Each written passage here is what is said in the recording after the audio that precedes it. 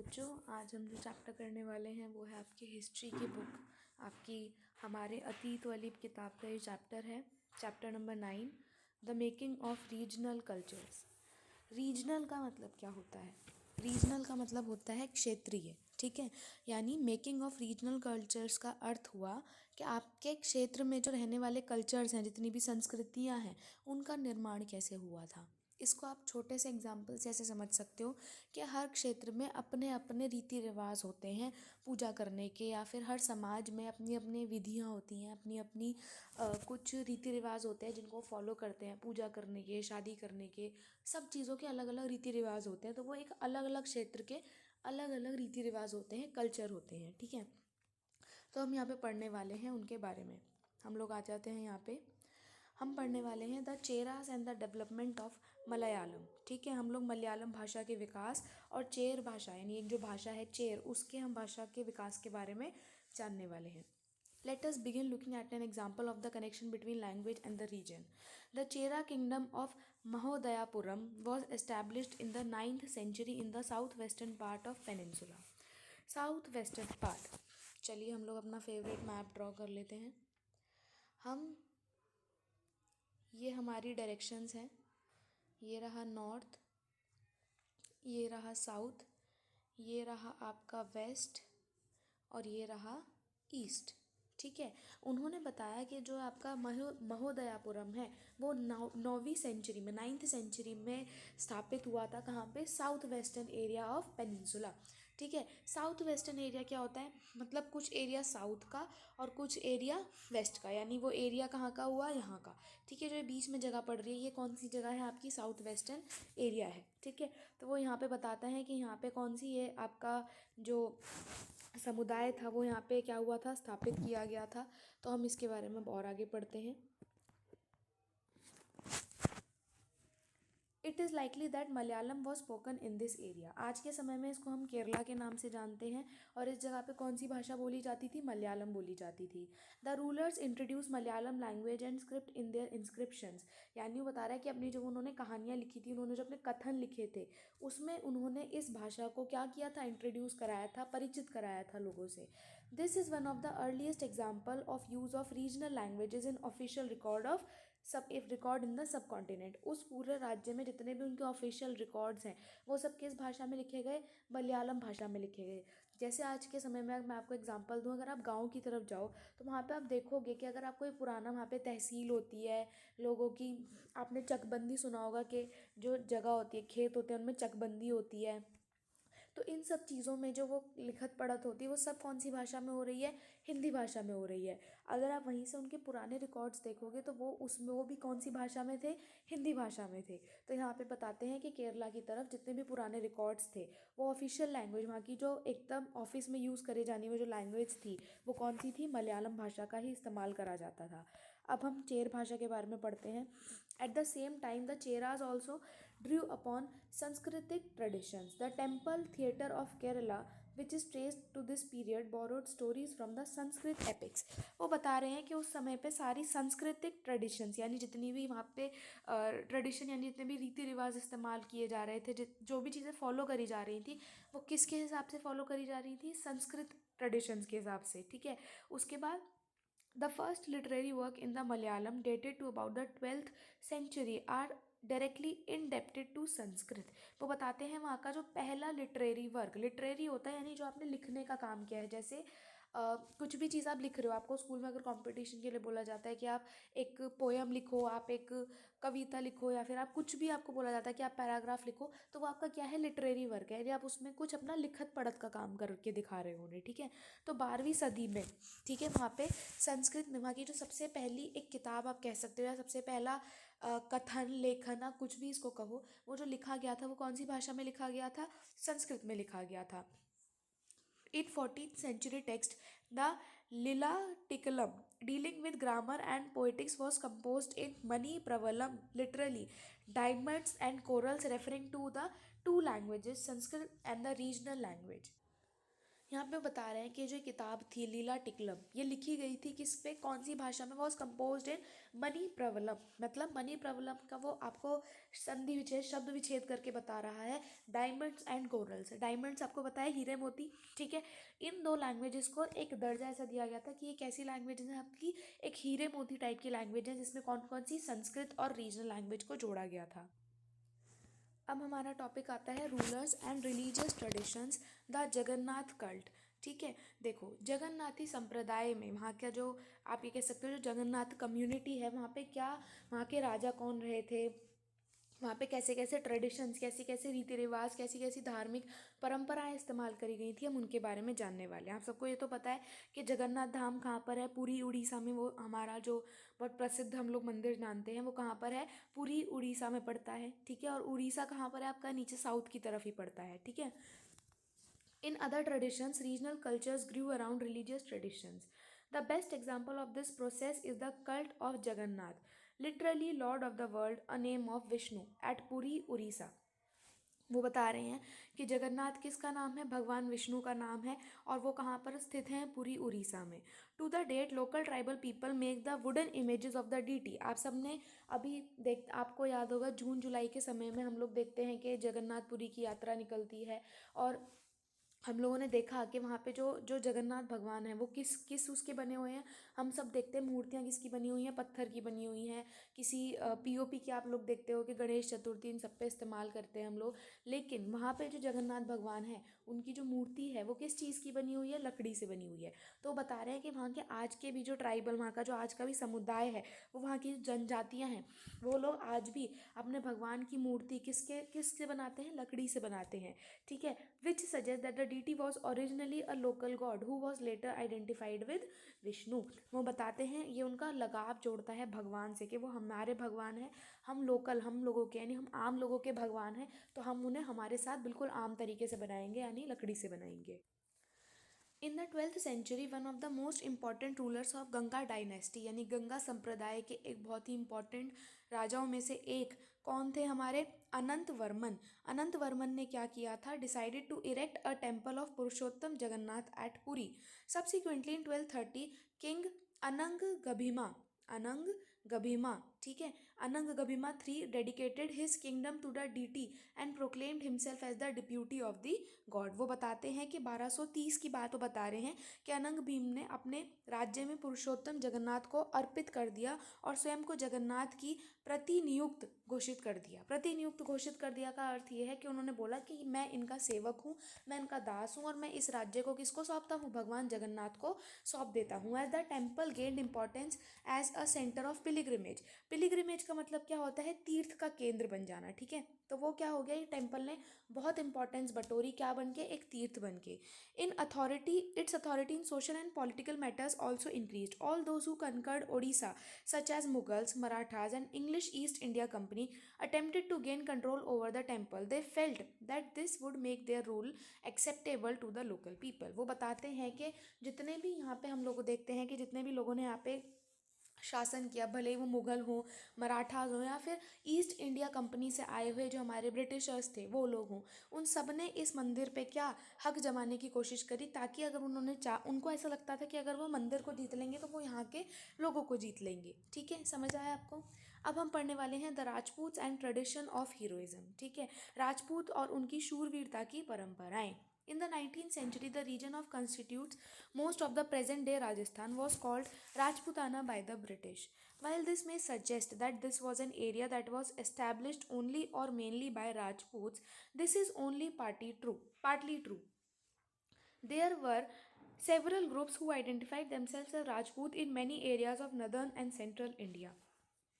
वो यहाँ पे बता रहे हैं कि आज के समय में काफ़ी हमें ऐसे लोग देखने को मिल जाते हैं जो अपने आप को क्या बताते हैं कि हम कौन से संप्रदाय से, कौन सी कम्युनिटी से बिलोंग करते हैं, राजपूत कम्युनिटी से बिलोंग करते हैं। ये लोग कहाँ कहाँ के बताए जा रहे हैं, नॉर्दर्न एरिया, याद आया, नॉर्थ ऊपर है, नॉर्थ में हम लोग रहते हैं, और सेंट्रल इंडिया, सेंट्रल यानी बीच का जो इंडिया हमारा पड़ता है, वहाँ के लोग अपने आप को क्या करते हैं, आइडेंटिफाई करते हैं कि हम लोग कौन है, Rajput. And of course there are several people other than Rajput who lived in Rajasthan.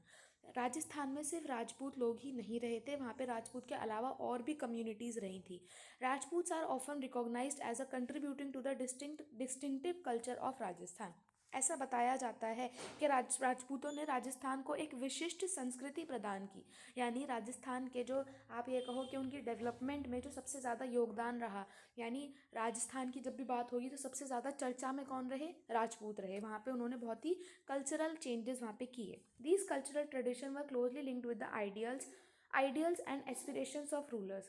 From about 8th century, most of the present day state of Rajasthan was ruled by various Rajput families.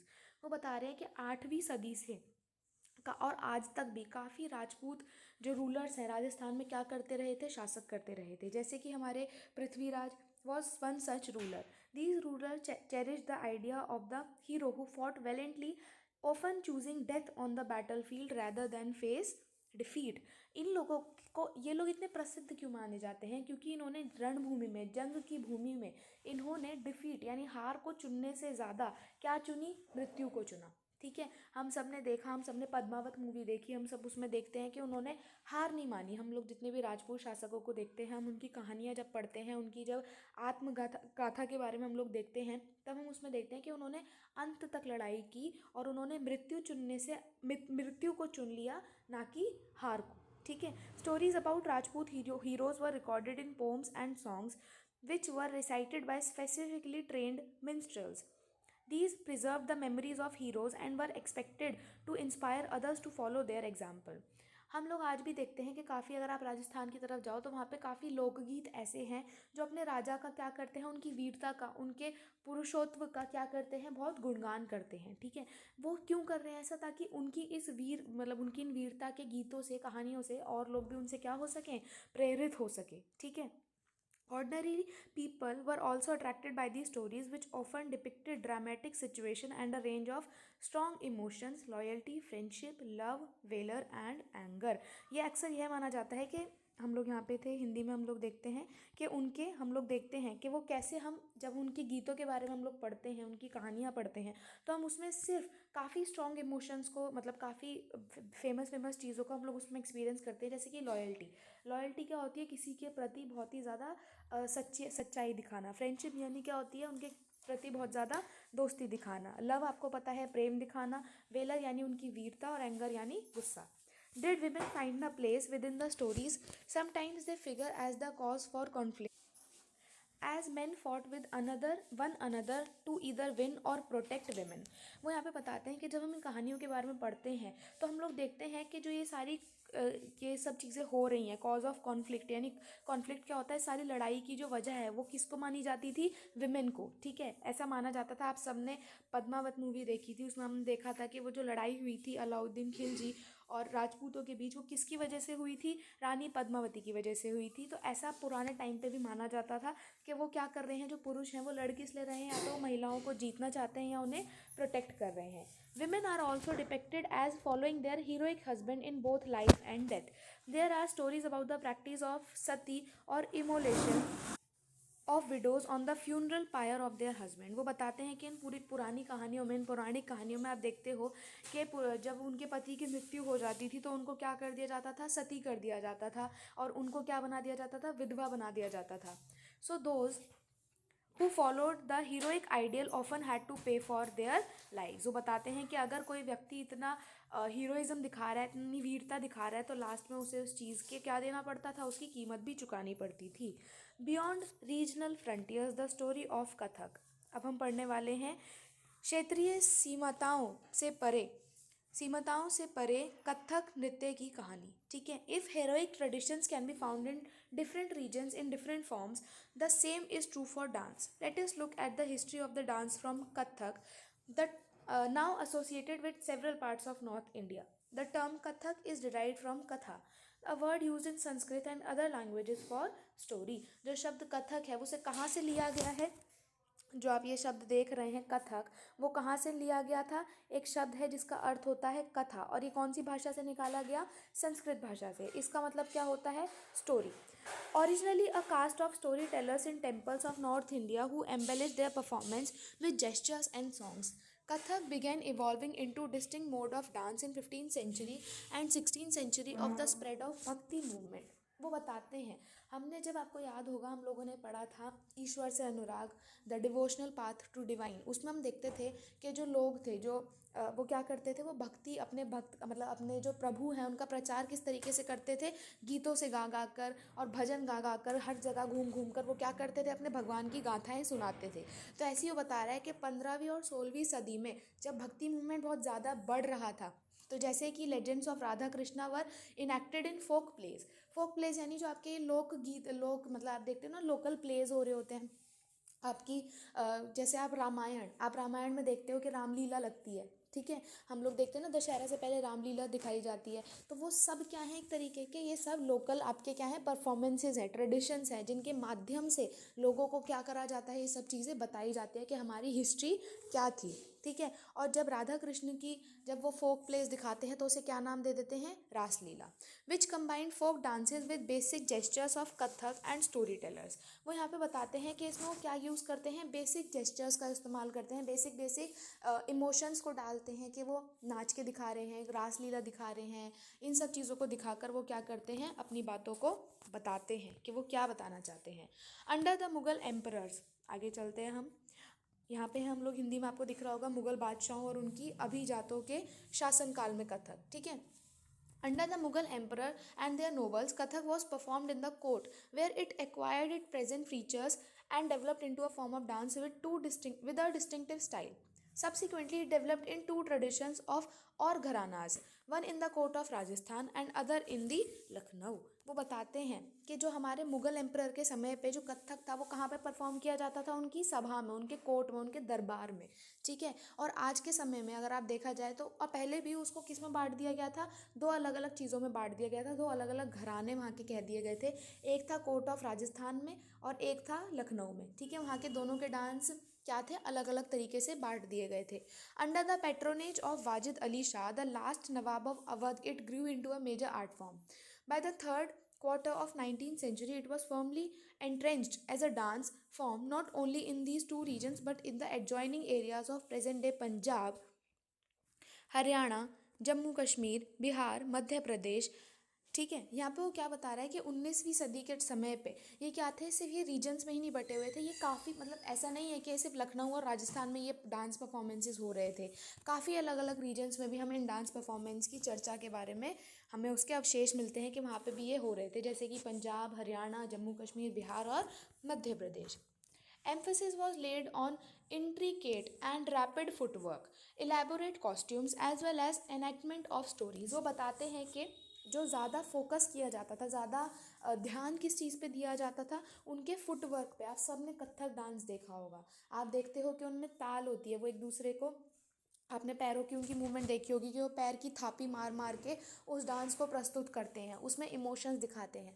आपने जो लोग कथक परफॉर्म करते हैं, आपने अगर कभी देखा हो वो परफॉर्मेंस, तो आप देखते हो कि उनके फेशियल एक्सप्रेशंस, उनका मेकअप कितना हैवी किया जाता है और वो कितने सारे अपने चेहरे पे हाव भाव दिखाते हैं अपने डांस को प्रस्तुत करने के लिए, ठीक है। तो यहाँ पे भी वो वही बता रहा है कि इस समय पर किस पे ज़्यादा फोकस किया जाता था कि वो जो कथक के माध्यम से जो कहानियाँ हैं वो भी बताएं और साथ में उनकी कॉस्ट्यूम्स और उनका फुटवर्क यानी उनके जो पैर से वो अपनी ताल मार रहे हैं, थापी दे रहे हैं, वो सब क्या हो, बहुत ही परफेक्ट हो। Kathak like several other culture practices was viewed with disfavour by most British administrators in the 19th century in the 12th century. वो बताते हैं कि कथक की तरह बाकी भी जो काफ़ी सारी कल्चरल प्रैक्टिसेस थी वो किसको बुरी लगती थी, ब्रिटिश एडमिनिस्ट्रेटर्स को, यानी जो हमारे यहाँ पे ब्रिटिश शासक आते थे उनको ये सब चीज़ें क्या आती थी, बिल्कुल भी पसंद नहीं आती थी। It survived and continued to be performed by the courtesans and was recognised as one of 6 classical forms of dance in the country after independence. वो बताते हैं कि भले ही ब्रिटिशर्स को, यानी जो भले ही अंग्रेज़ आए थे, उन्हें सब चीज़ें पसंद नहीं थी, लेकिन जैसे तैसे करके लोगों ने इस संस्कृति को, इस अपनी कला को क्या रखा, जीवित रखा। और हमारी जो स्वतंत्रता है उसके बाद से उसको इन मतलब हमारे 6 क्लासिकल डांस फॉर्म्स हैं उनमें से एक किसको माना गया, कथक को माना गया, ठीक है। अब हम ये क्लासिकल डांसेस वाला टेबल पढ़ने वाले हैं, ठीक है। The question of defining any art form as classical is often quite complicated. Do we define something as classical if it deals with religious theme? वो बताते हैं कि किसी भी चीज़ को क्लासिकल यानी शास्त्रीय नृत्य, ठीक है, ये एक उपाधि देना काफ़ी डिफ़िकल्ट हो जाता है कभी कभी। क्यों? क्योंकि कोई भी चीज़ जिसमें कोई रिलीजियस, यानी रिलीजियस क्या होता है, कोई भी आपका पूजा पाठ वाली थीम या फिर आपके किसी ट्रेडिशन, हिंदी ट्रेडिशन से रिलेटेड अगर कोई चीज़ उसमें दिखाई जा रही है, तो क्या हम उसे क्लासिकल का वो दे देंगे, दर्जा दे देंगे? क्या हम उसे शास्त्रीय नृत्य का दर्जा दे सकते हैं? और do we consider it classical because it appears to require a great deal of skill acquired through long years of training? वो बताते हैं, या फिर हम इसको उपाधि इस आधार पर देते हैं कि वो उसमें काफ़ी प्रैक्टिस लगती है और वो काफ़ी सालों से चली आ रही है? Or is it classical because it is performed according to the rules that are laid down and variations are not encouraged? These are questions we need to think about. It is worth remembering that many dance forms that are classified as folk also share several of the characteristics considered typical of classic forms. So while the use of term classical may suggest that these forms are superior, this need not always be literally true. वो यहाँ पे क्या बताते हैं कि एक किसी भी नृत्य को क्लासिकल डांस की उपाधि देना काफ़ी हद तक सही भी नहीं होता, क्योंकि उसके काफ़ी सारे पैमाने होते हैं। मैं आपको एक एग्जांपल दूँ। आप लोग देखते हो कि पहाड़ी कल्चर में नाटी डांस किया जाता है, हिमाचल में पहाड़ियों में ये क्या होता है, एक नाटी करा जाता है। आपने देखा होगा, एक सर्कल में घूम के वो लोग एक डांस करते हैं, उनके खुद के कपड़े होते हैं, कॉस्ट्यूम होता है एक वहाँ का, ठीक है। तो और हम लोग एक एग्जांपल अगर देखें तो हम लोग देखते हैं गुजरात के एरिया में गरबा किया जाता है। तो क्या हम इन सबको भी एक क्लासिकल डांस फॉर्म की उपाधि दे सकते हैं? तो ये एक क्या है, एक क्वेश्चनेबल चीज़ है, यानी एक सोचने वाला विषय है कि इस पे हम लोग कैसे विचार करते हैं, ठीक है। Other dance form that are recognised as classical at present, आज के समय में, अभी हमने ऊपर पढ़ा था ना कि आज़ादी के बाद से जो क्या बोलते हैं कथक है, उसको 6 में से एक कथक को भी ले लिया गया था किसमें, क्लासिकल डांस फॉर्म में। यानी आज़ादी के बाद 6 डांस फॉर्म को, 6 नृत्यों को शास्त्रीय नृत्य की उपाधि मिली थी। उनमें से एक कौन था, हमारा कथक था। हम पढ़ते हैं किन किन को मिली थी। भरतनाट्यम को मिली, जो कि कहाँ पर है, तमिलनाडु में परफॉर्म किया जाता है। कथकली केरला में, उड़ीसी उड़ीसा में, कुचिपुड़ी आंध्र प्रदेश में, मणिपुरी कहाँ पर, मणिपुर में। समझ आया? ठीक है, आगे हम लोग बढ़ते हैं अब इस चैप्टर में। Painting of for patrons the tradition of miniatures, संरक्षकों के लिए चित्रकला, लघु चित्रों की परंपरा। मिनिएचर का अर्थ क्या होता है, लघु चित्र, ठीक है। जैसे मैं आपको बताऊं, आप लोग ने देखा होगा, अगर आप लोग इधर दिल्ली धाम खाटू श्याम मंदिर गए होगे तो वहाँ पे आपने देखा होगा कि वहाँ पे हर चीज़ के छोटे छोटे मिनिएचर बनाए हुए हैं। जैसे कि सिग्नेचर ब्रिज आप सबने देखा है, ठीक है। तो सिग्नेचर ब्रिज में आप देखते हो कि वो कितना बड़ा ब्रिज है, लेकिन वही सेम ब्रिज को हम किसी मंदिर के अंदर तो बना नहीं सकते, इसीलिए वहाँ पे उसका क्या बनाया गया, एक मिनिएचर बनाया गया, उसके जैसा दिखने वाला एक छोटा सा एक मॉडल आप कह सकते हो, वो बनाया गया है, ठीक है। तो हम इन्हीं के बारे में पढ़ने वाले हैं। Another tradition that developed in different ways was that of miniature painting. Miniature are small sized painting generally done in water color और ऑन क्लोथ और पेपर। वो बता रहा है कि मिनिएचर क्या होती है, छोटी छोटी पेंटिंग होती है जो किससे करी जाती थी, वाटर कलर से करी जाती थी, या तो कपड़े पे या फिर पेपर पे। Earliest miniature were on palm leaves और वुड। वो बताते हैं कि जो हमारी पुराने समय में जो जितनी भी ये चित्रकलाएं होती थी वो किस पे बनाई जाती थी, या तो ताल के पत्रों पे, ठीक है। ताल का पेड़ आपने सुना होगा, उसके उसके जो पत्तियां होती हैं उस पे बनाई जाती थी, या फिर लकड़ी पे बनाई जाती थी। Some of the most beautiful of these found in western India were used to illustrate Jain text. वो बताते हैं कि सबसे सुंदर सुंदर अगर आप देखोगे तो आपको किस तरफ मिलेंगी, वेस्ट इंडिया में मिलेंगी, जहाँ पे लकड़ी पे या इन सब आपके जो पाम लीव्स हैं उन सब के ऊपर चित्र बनाकर दिखाया गया है। कौन से टेक्स्ट को, जो जैन टेक्स्ट है, यानी जैन जो आपकी कम्युनिटी है उन्होंने जो बातें कही, उनके जो गुरुओं ने जो बातें कही, उनके जो टेक्स्ट है, उनकी जो कथन है, उनको बताया गया। The Mughal emperor Akbar Jahangir Shahjahan patronised highly skilled painter who primarily illustrated manuscript containing historical accounts and poetry. वो बताते हैं कि कुछ फेमस मुगल एम्परर हैं जैसे कि अकबर, जहांगीर, शाहजहाँ, इन्होंने क्या करे थे, हाईली स्किल्ड पेंटर्स, यानी काफ़ी ही मतलब आप कह सकते हो बहुत ही फेमस पेंटर्स को इन्होंने क्या किया था, अपने अपने यहाँ पे नौकरी आप कह सकते हो अपने यहाँ पे रखा था इन्होंने नौकरी के लिए। ठीक है, who primarily illustrated manuscript containing historical accounts and poetry. India से उन्होंने क्या किए थे, भारत से हमारे काफ़ी फेमस ऐसे पेंटर्स को लिया था और उन्होंने उन पे क्या कराई थी, अपनी पोट्री कराई थी, हिस्टोरिकल अकाउंट जो भी उनकी चीज़ें थी। पोट्री क्या होती, कविता वगैरह लिखवाना, ठीक है। These were generally painted in brilliant color and portrayed court scenes, scenes of battle or hunting, and other aspects of social life. There were often exchanged as gift and were viewed only by an exclusive few, the emperor and his close associate.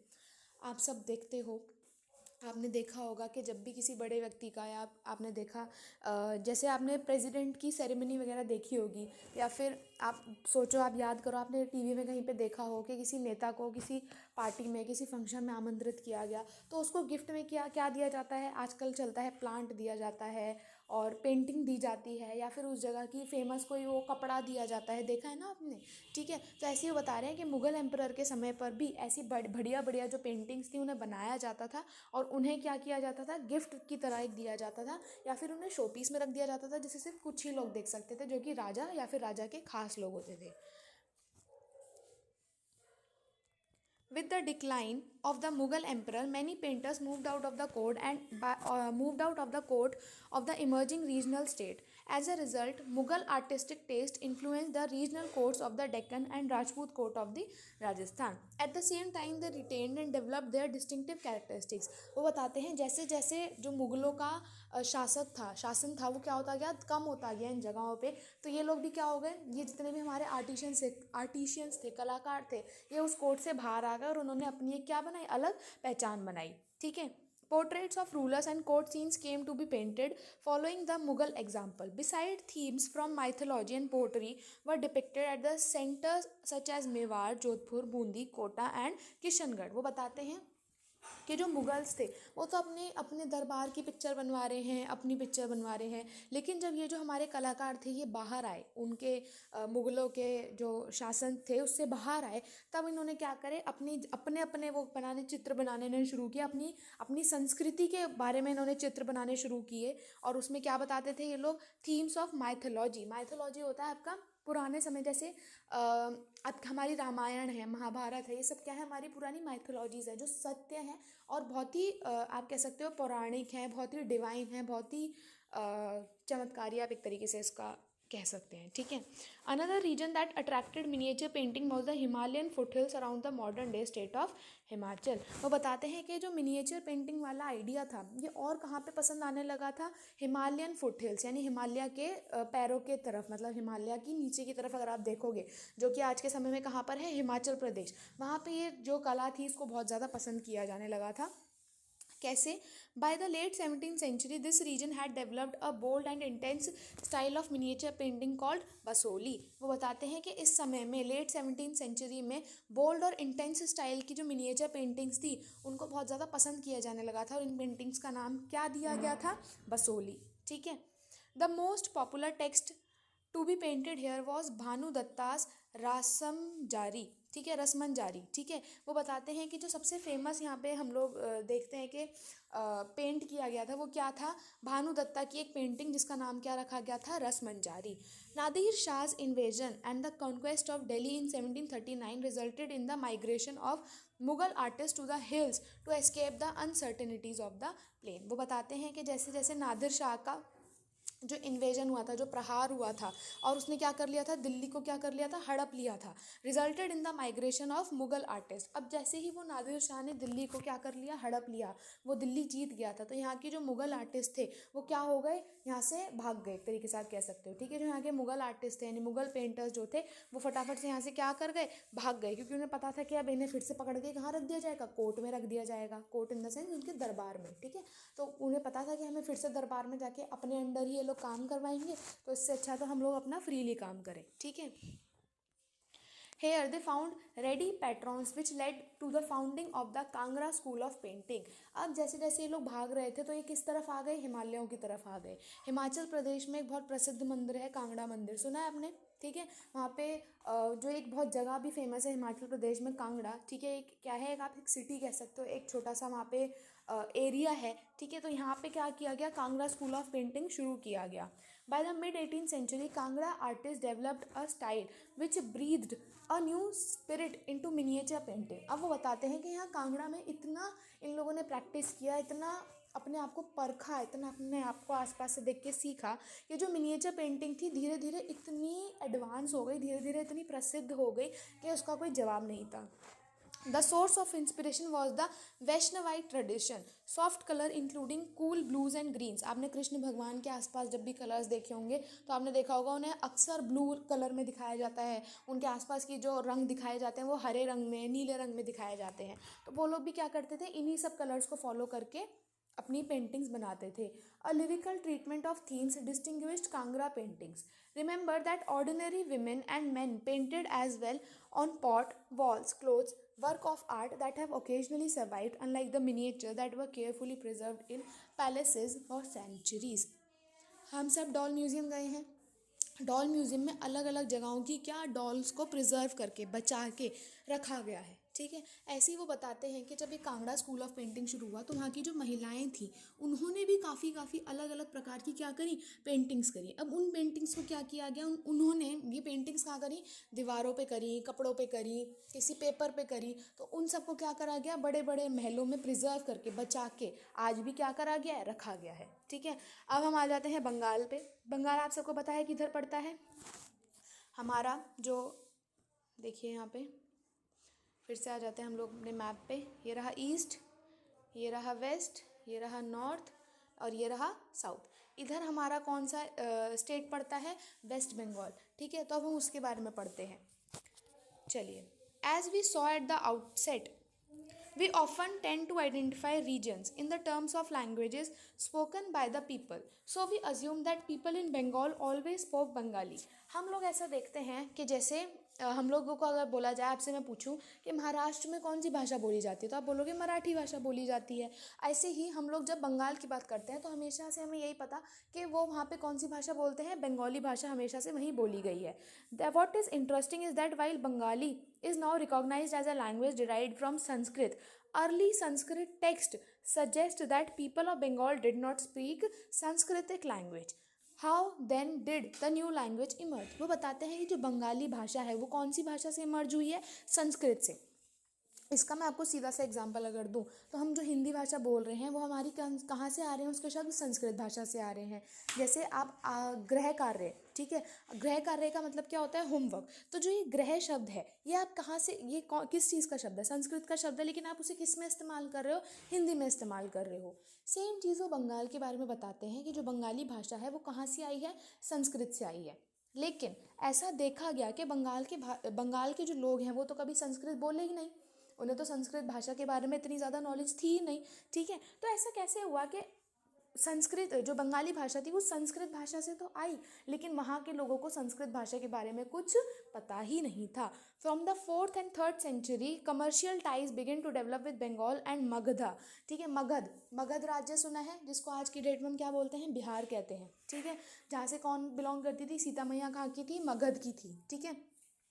तो हम लोग देखते हैं कि commercial यानी जितने भी आपके बिजनेस से रिलेटेड टाइज होते हैं, बिजनेस से रिलेटेड संबंध होते हैं, वो बंधने लगे थे किस किस के बीच, बंगाल और बिहार के बीच, विच में have led to growing influence of Sanskrit. जैसे जैसे इनके बीच में क्या हुआ, इन लोगों के बीच में किसके बारे में, आपस में बिजनेस के बारे में संबंध होने लगे, तो संस्कृत भी इधर से उधर लैंग्वेज जो थी इनकी क्या हो रही थी, चेंज हो रही थी। फॉर एग्जाम्पल आपका कोई दोस्त जो महाराष्ट्र से बिलोंग करता है, उसको आप ऐसा मान के चलो कि उसको संस्कृत नहीं आती, ठीक है, लेकिन आपको तो संस्कृत आती है, ठीक है, लेकिन आपको मराठी नहीं आती, ठीक। तो आप क्या कर रहे हो, अगर आप दोनों आपस में दोस्त हो तो आप उसे कुछ संस्कृत के शब्द सिखाओगे और वो आपको कुछ आपको मराठी के शब्द सिखाएगा। तो इसी तरीके से जब मगध और हमारे बंगाल के बीच में क्या हो रहे थे, कुछ बिजनेस से रिलेटेड बातें हो रही थी, उस समय पर क्या हुआ था, संस्कृत भाषा का आदान प्रदान किया देखा गया था।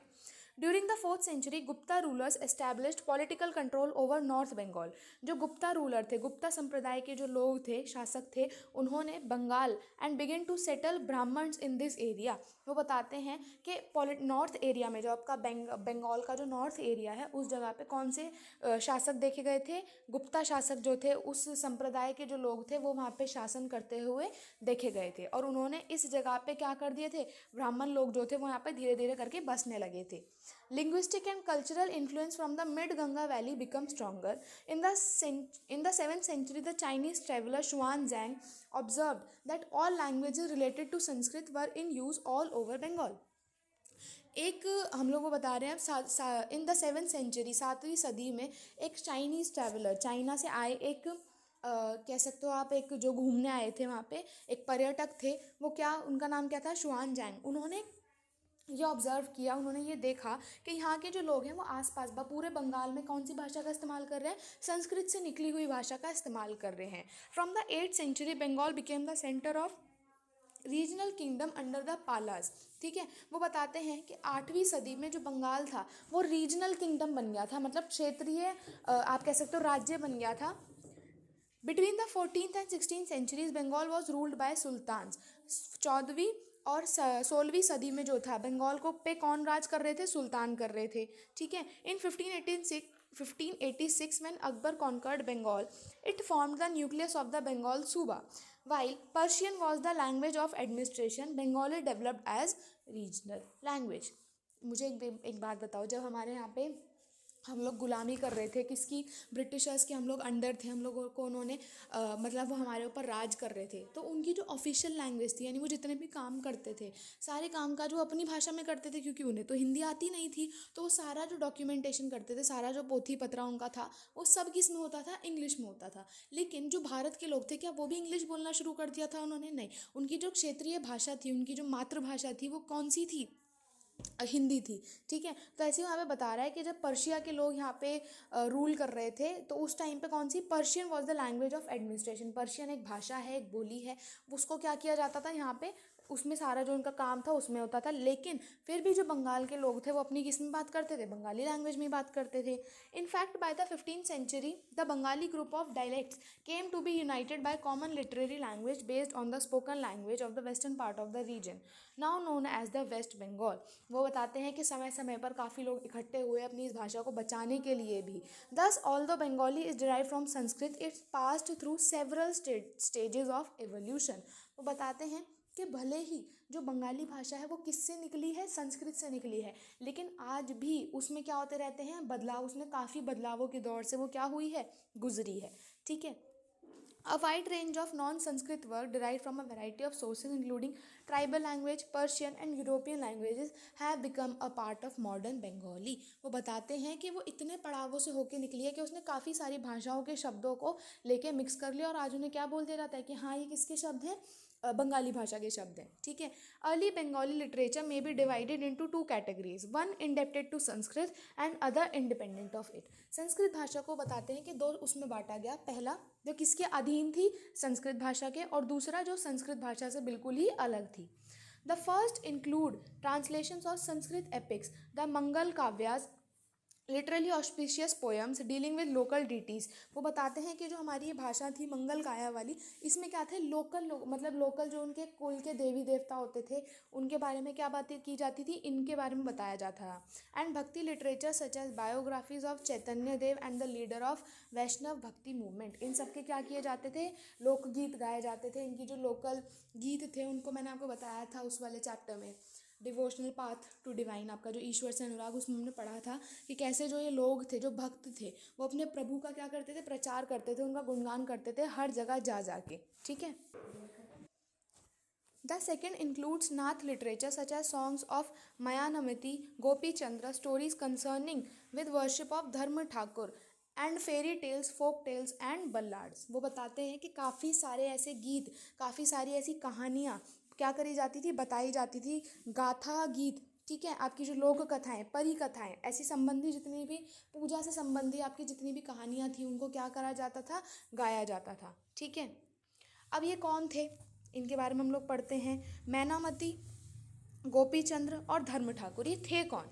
The Nath were ascetics of engaged in a variety of yogic practices. This particular song, which was often enacted, described how Menamati, a queen, encouraged her son Gopi Chandra to adopt the path of asceticism in the face of variety of obstacles. वो बताती हैं कि कैसे जो हमारी ये मैनामती है, ठीक है, इन्होंने क्या किया था, अपने पुत्र गोपी चंद्र को क्या किया था, प्रेरित किया था कि वो भी इस संन्यास का जो है वो है पाथ है उसको क्या कर लें, अपना लें. Dharma Thakur is popular regional deity often worshipped in the form of stone or piece of wood. अब ये जो धर्म ठाकुर हैं ये कौन है? एक क्षेत्रीय लोकप्रिय देव है जिनकी पूजा अक्सर या तो पत्थर या फिर लकड़ी की मूर्ति बनाकर क्या करी जाती है, इन्हें पूजा जाता है. The texts belonging to the first category are easier to date. Several manuscripts have been found indicating that they were composed between the 15th and the mid 18th centuries. Those belonging to the second category circulated orally cannot be precisely dated. वो बताते हैं कि जो सबसे पहले text लिखे गए थे उनको तो आराम से डेट करना मुश्किल आसान था. मतलब जैसे मैं इसका एग्जांपल आपको दूं कि आपने जब आप शुरुआत में पढ़ना शुरू करते हो तो आप कॉपी के ऊपर डेट डाल रहे होते हो कि आप कौन सी डेट पे काम कर रहे हो, लेकिन धीरे धीरे जब आप पढ़ते रहते हो तो आप ऐसे करते हो कि चलो डेट क्या डालना, अब तो हम पढ़ ही लेते हैं. तो ऐसे ही बताते हैं कि जो सबसे पहले टेक्स्ट जो लिखे गए थे, जो सबसे पहले जो गीत गाए गए थे, उनमें तो क्या था, उनमें डेट वगैरह सब चीज़ें लिखी गई थी. लेकिन जैसे जैसे टेक्स्ट बाद में आए थे उनको क्या किया गया था, उनको डेट करना, उनको उनकी जो डेट बताना वो क्या हो गया था, काफ़ी मुश्किल हो गया था. They were particularly popular in eastern Bengal where the influence of Brahmins was relatively weak. वो बताते हैं कि ये सब चीज़ें जो थी पॉपुलर कहाँ पे थी, बंगाल के ईस्टर्न पार्ट में थी जहाँ पे जो ब्राह्मण्स का जो प्रभाव था वो काफ़ी कम था. अब हम पढ़ने वाले हैं पीर्स एंड टेम्पल के बारे में. पीर आपने सुने होंगे, हर क्या बोलते हैं, किसी भी गुरु के किसी भी उनके पीर बने होते हैं, मंदिर बने होते हैं, ठीक है, तो हम उनके बारे में पढ़ने वाले हैं. From the 16th century people began to migrate in large number from less fertile western Bengal to the forest and marshy areas of south eastern Bengal. वो बताते हैं 16वीं सदी के समय से ही पीपल स्टार्टेड टू माइग्रेट. वो क्या कर गए थे, माइग्रेट का मतलब क्या होता है, एक जगह से दूसरी जगह जाना किसी भी चीज़ की तलाश में. वो आप खाने की तलाश में भी जा सकते हो, आप मौसम के चेंज की वजह से भी जा सकते हो, आप नौकरी की वजह से भी जा सकते हो, ठीक है. तो यहाँ के लोग जो थे वो क्या करना, माइग्रेट करना, उन्होंने एक जगह से दूसरी जगह शिफ्ट होना शुरू कर दिया था. क्यों? क्योंकि large number from the less fertile west Bengal in the forested and marshy areas of south eastern Bengal. Bengal के वेस्ट से उठ के वो बंगाल के कौन से एरिया में जा रहे थे, साउथ ईस्टर्न एरिया में जा रहे थे, क्योंकि वहाँ पे जो क्या बोल सकते हो आप, जो पेड़ पौधे थे वो बहुत ही क्या थे, फॉरेस्टेड, बहुत ही अच्छी खासी वहाँ पे जो थी वो बसा हुआ था, जंगल बसा हुआ था. तो वहाँ पे उन्हें खाने का, इन सब चीज़ों का जो सोर्स था वो काफ़ी अच्छा था, तो वो क्या कर गए थे, शिफ्ट कर गए थे. As they moved eastward they cleared forest and brought the land under rice cultivation. वो बताते हैं कि जैसे ही वो इधर मूव करे उन्होंने क्या करा, सारी ज़मीन को ख़त्म करके वहाँ पे क्या उगाना शुरू कर दिया, चावल. Local communities of fisher folk and shifting cultivators, often tribals, merged with new communities of peasants. वो बताते हैं कि धीरे धीरे करके जो ये कल्टिवेटर्स थे जो उगाते थे, ये किसके साथ मिलते गए थे, कम्युनिटीज़ ऑफ पीजेंट्स के साथ इनका क्या होता गया था, जो था मिलन, आप कह सकते हो कि ये लोग साथ में मिलके क्या करने लगे थे, काम करने लगे थे. This coincided with the establishment of Mughal control over Bengal with their capital in the heart of eastern delta at Dhaka. वो बताते हैं कि मुगल्स का क्या बढ़ता जा रहा था, कंट्रोल बढ़ता जा रहा था बंगाल पे, जिसमें कि उनकी जो कैपिटल थी वो कहाँ पर थी, ईस्टर्न डेल्टा एट ढाका, ठीक है. Officials and functionaries received land and often set up mosques that served as centers for religious transformation in these areas. अब आपने नोटिस किया होगा जिस जगह पे लोग रह रहे होंगे वहाँ वो अपने साथ अपने भगवान को भी रखेंगे.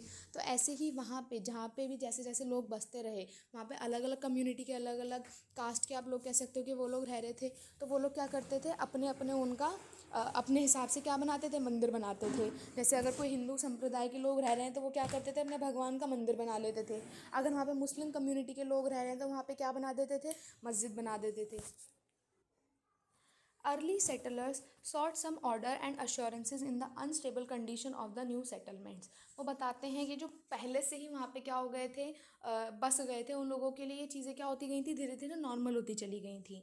These were provided by community leaders who also functioned as teachers and educators and were sometimes ascribed with supernatural powers. People referred to them with affection and respect as पीर. वो बताते हैं कि ये जो मस्जिदों की स्थापना करना या फिर मंदिरों का वो करना, इन सब को कौन करता था? वहाँ का कोई एक रिलीजियस लीडर। हम लोग जब वो वाला चैप्टर हमने पढ़ा था ईश्वर से अनुराग, उसमें हम लोगों ने देखा था कि कैसे सिखों के गुरु आए थे, ठीक है, उन्होंने अलग अलग जगह पे डिफरेंट डिफरेंट जगहों पे जाके अपना क्या किया था, अच्छी अच्छी बातें लोगों को बताई थी। और कैसे उन्होंने बताया था कि हमें सत्य के मार्ग पे चलना चाहिए, हम सब ने ये सब चीज़ें पढ़ी थी, ठीक है। उसके बाद वो यहाँ पे बताते हैं पीर आए थे। पीर भी क्या करते थे, उनके लिए सुप्रीम गॉड कौन थे, उनके जो परम ईश्वर थे वो कौन थे? अल्लाह थे।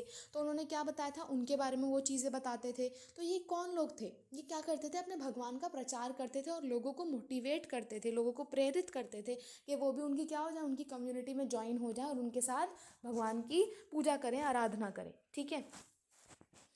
This term included this term included Sant or Sufis and other religious personalities daring colonies and defied soldiers, various Hindu and Buddhist deities and even animistic spirits। वो बताते हैं कि काफ़ी ऐसे ऐसे लोगों को पूजा जा रहा था, काफ़ी ऐसे ऐसे संतों के मंदिर बन रहे थे, काफ़ी सोल्जर्स के मंदिर बन रहे थे। आप सबने एक बहुत फेमस स्टोरी सुनी होगी बाबा हरभजन सिंह के बारे में, ठीक है, जो आज भी वो क्या हो गए हैं, वो शहीद हो चुके थे, लेकिन आज भी वो हमारे बॉर्डर्स को क्या करते हैं, प्रोटेक्ट करते हैं। आपने अगर आप उनकी यूट्यूब पे डालो तो ज़रूर सर्च करना और उनकी स्टोरी के बारे में पढ़ना, ठीक है। उनका मंदिर बनाया गया, उनकी पूजा करी गई। तो यहाँ पे बताते हैं the cult of pir became very popular and their shrines can be found everywhere in Bengal. जो पीर लोग थे वो क्या हो गए थे, काफ़ी फेमस हो गए थे और उनके जो श्राइन हैं, उनके जो आप कह सकते हो तीर्थ हैं, ठीक है, उनका जो तीर्थ स्थल है उसको काफ़ी जगहों पे बंगाल में आज भी देखा जा सकता है। बंगाल ऑल्सो विटनेस्ड, हम आगे आते हैं।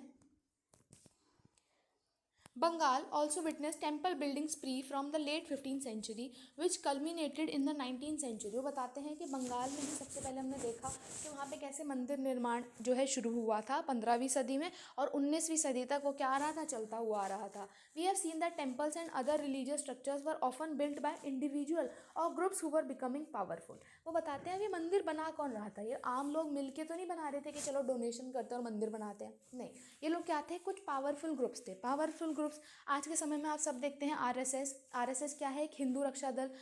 आप लोग और भी देखते हैं, हिंदू रक्षा दल, बजरंग दल, आरएसएस, इन सबको आप देखते हो। ये लोग क्या हैं, एक पावरफुल ग्रुप्स हैं जो क्या करते हैं, जगह जगह पर टाइम टाइम पर जाकर क्या कर रहे हैं, अपने धर्म का प्रचार करते हैं, मंदिर निर्माण करते हैं। तो ऐसे ही पुराने समय में भी जो ये सब मंदिर वगैरह बनाने का काम हो रहा था, ये कौन कर रहे थे, वो लोग कर रहे थे जो थोड़े पावरफुल थे और कोई रिलीजियस ग्रुप थे वो लोग कर रहे थे। To demonstrate their power and proclaim their piety. वो बताते हैं कि वो अपनी पावर को दिखाने के लिए कि हाँ, हमारा जो समाज है, हम अपने भगवान को इतनी इज्जत दे रहे हैं, हम भगवान के बारे में बात कर रहे हैं, उनको दिखाने के लिए वो क्या करते थे, इन सब का निर्माण करते थे। Many of the modest brick and the terracotta temples in Bengal were built which support of several low social groups such as Kolu and the Kansari coming from the European trading companies created new economic opportunities. Many families belonging to these social group availed of these as their social and economic position improved। वो बताते हैं कि ये जो communities थी ये किसकी मदद करती थी, काफ़ी सारे ऐसे जो ग्रुप आ रहे थे हमारे सोशल ग्रुप, जिन्हें नीची जात का माना जाता था या लो सोशल ग्रुप उन्हें माना जाता था, जैसे कि कोलू कौन होते हैं, जो ऑयल प्रेसर थे, ऑयल प्रेसर मतलब जो तेल निकालने वाले होते थे, ठीक है। उसके बाद कंसारी बेल मेटल वर्कर्स, यानी वो जो किसका काम करते थे, लोहे का, उसका जो बेल का मतलब समझ रहे हो कि जो घंटी वाला जो होता है मेटल, उसका काम करते थे।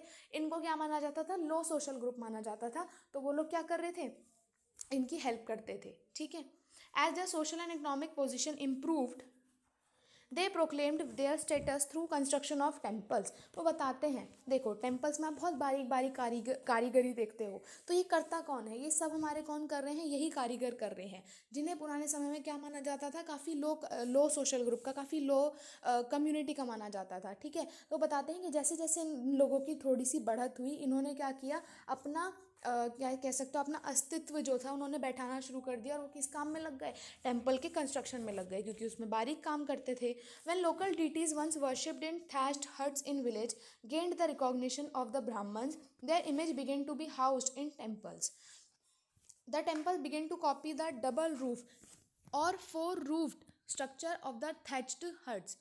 This led to the evolution of typical Bengali style in temple and architecture. आप सब देखते हो हमारे नॉर्थ इंडिया में अलग तरीके के टेम्पल हम देखते हैं, ठीक है। साउथ इंडिया में मैंने आपको बताया था कि आप देखते हो जो हमारे अयप्पा भगवान हैं वो कहाँ बैठे होते हैं, काफ़ी अंदर की तरफ बैठे होते हैं, और उनके जो मतलब उनका जो गर्भगृह है आप एक तरीके से कह सकते हो। हम अपने मंदिरों में देखते हैं कि हम सीधा एंटर करते हैं और भगवान सामने होते हैं। लेकिन जो साउथ इंडिया के जो टेम्पल्स हैं वो इस स्ट्रक्चर में बनाए गए हैं कि उनका जो गर्भगृह है, यानी जहाँ पे उनके भगवान विराजमान है, वो काफ़ी अंदर की तरफ होते हैं और बाहर काफ़ी सारी लेयर्स होती है, काफ़ी सारे पड़ाव होते हैं एक तरीके से उन तक पहुँचने के, ठीक है। तो ऐसे ही बंगाल में भी ऐसे डिफरेंट डिफरेंट तरीके के टेम्पल जो थे देखने को मिल रहे थे। डबल रूफ यानी कि दो छत आप कह सकते हो, जिसके क्या थे, दो छतें थी, यानी दो लेवल में बनाए जाते थे, ठीक है। In the comparatively more complex four roof structure, four triangular roofs were placed on the four walls, move up to converge on a curved line or a point. Temple were usually build on a square platform. वो किस पे बनाए जाते थे, मंदिर square यानी एक चौकोर जगह पे बनाए जाते थे।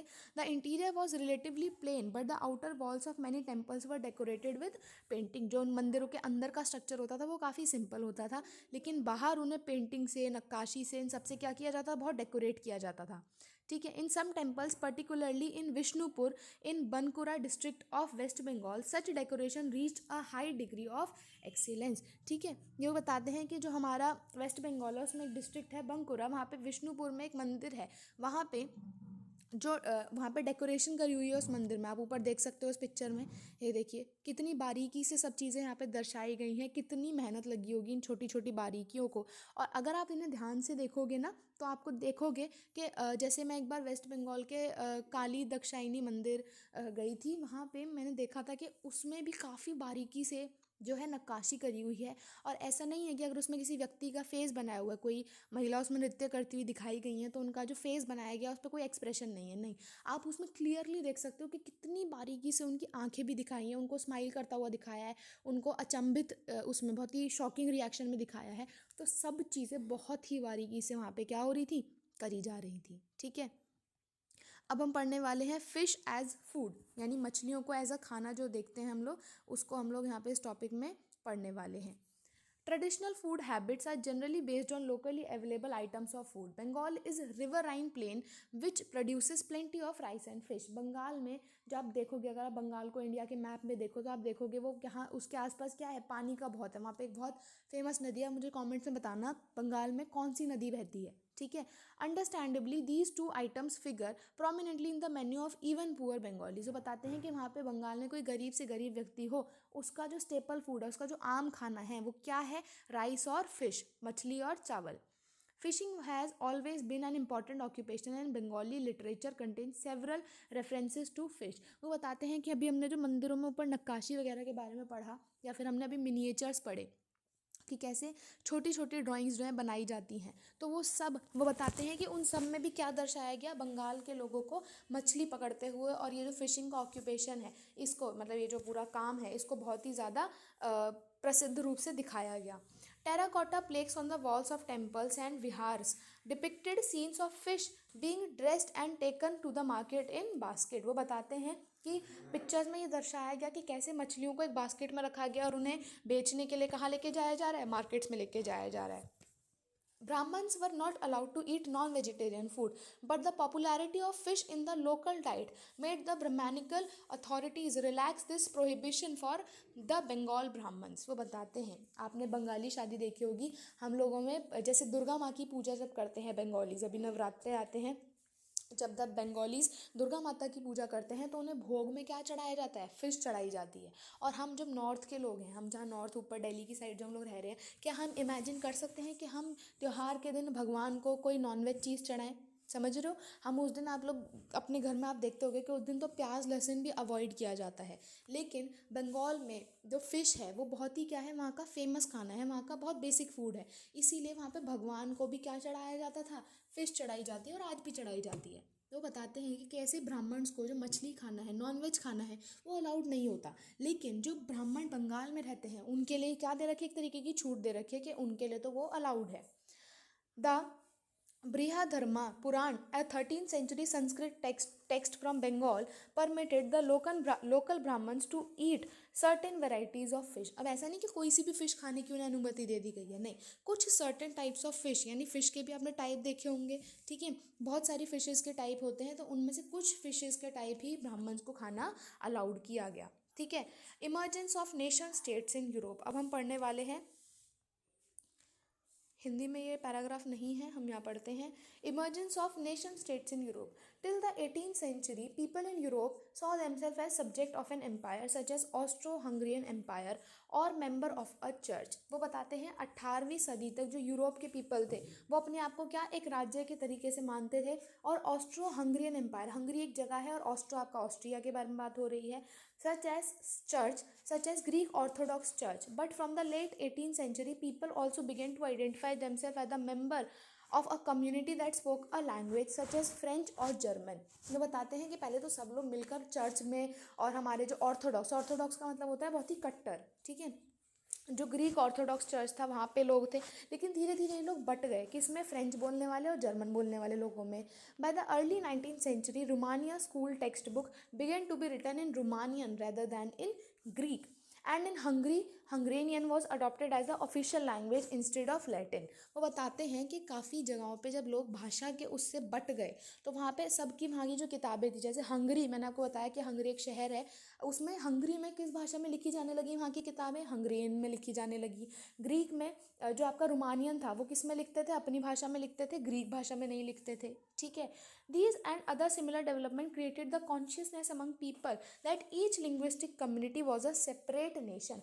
इसी सब से लोगों को पता चला कि हाँ भाई, हमारा ये जो हम भाषा अलग बोल रहे हैं तो हमारा नेशन अलग है, हम लोग अपना अलग राज्य बनाते हैं, हम लोग अपनी अलग किताबें बनाएंगे, अपनी ऑफिशियल लैंग्वेज को हम अलग रखेंगे।